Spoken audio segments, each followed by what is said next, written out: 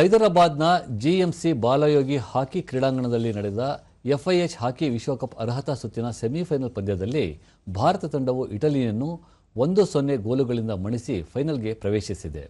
ಪಂದ್ಯದ 40ನೇ ನಿಮಿಷದಲ್ಲಿ ಭಾರತದ ಮನೀಷಾ ಚೌಹಾಣ್ ಅವರು ಗಳಿಸಿದ ಏಕೈಕ ಗೋಲು ಭಾರತಕ್ಕೆ ಭರ್ಜರಿ ಜಯ ತಂದುಕೊಟ್ಟಿತು.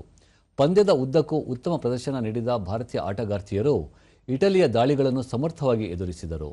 ಭಾರತೀಯ ಗೋಲ್ ಕೀಪರ್ ಬಿಚು ದೇವಿ ಖರೀಬಾಮ್ ಅವರು ಎರಡನೇ ಅವಧಿಯಲ್ಲಿ ಇಟಲಿಯ ಆಕ್ರಮಣಕಾರಿ ದಾಳಿಯನ್ನು ತಡೆದು ತಂಡಕ್ಕೆ ಆಸರೆಯಾದರು. ನಾಯಕಿ ಸಲೀಮಾ ಟೇಟೆ ಅವರ ನೇತೃತ್ವದಲ್ಲಿ ಭಾರತ ತಂಡವು ನಿಗದಿತ ಗುರಿ ತಲುಪುವಲ್ಲಿ ಯಶಸ್ವಿಯಾಯಿತು.